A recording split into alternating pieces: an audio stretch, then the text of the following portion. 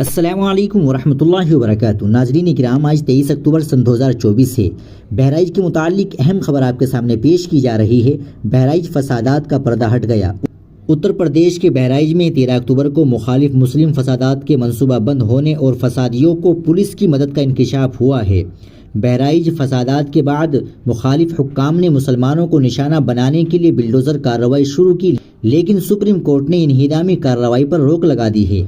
فسادات کے پس پردہ حقائق کو بے نقاب کرنے کے لیے دینک بھاسکر نے اسٹنگ آپریشن کیا، جس میں پولیس کی جانب سے فسادیوں کی مدد کا نہ صرف انکشاف ہوا بلکہ دو فسادی یہ کہتے ہوئے پائے گئے کہ اگر پولیس نے غداری نہ کی ہوتی تو مہاراج گنج علاقے کو مکمل تباہ کر دیا جاتا۔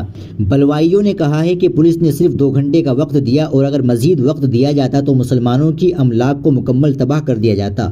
دینک بھاسکر کی اسٹنگ آپریشن میں 2 فسادیوں کو ریکارڈ کیا گیا جو تسلیم کر رہے تھے کہ انہیں پولیس کی مدد حاصل تھی۔ بہرائچ فسادات کے سلسلے میں یوگی آدتیہ ناتھ انتظامیہ نے مسلمانوں کو قصوروار ٹھہرانے کی کوشش کی ہے اور زیادہ تر مقدمات مسلمانوں کے خلاف دائر کیے گئے ہیں۔ دینک بھاسکر نے اپنی غیر جانبدارانہ اور بے باک صحافت کا مظاہرہ کرتے ہوئے اسٹنگ آپریشن کے ذریعے اس بات کو بے نقاب کیا کہ پولیس کی مدد سے یہ فساد کیا گیا، جو کہ مکمل طور پر منصوبہ بند تھا۔ درگا کے جلوس کے موقع پر مسلمانوں کی جانب سے سنگ باری کا الزام عائد کرتے ہوئے فساد برپا کیا گیا۔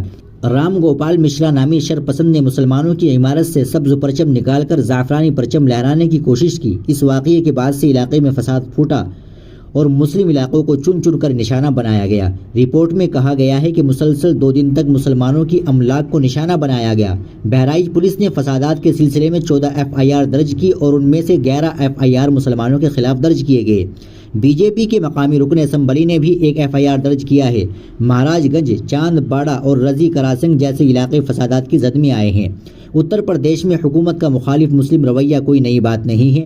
ایسے میں بہرائچ کے فسادات کا منصوبہ بند ثابت ہونا یوگی حکومت کو بے نقاب کرتا ہے۔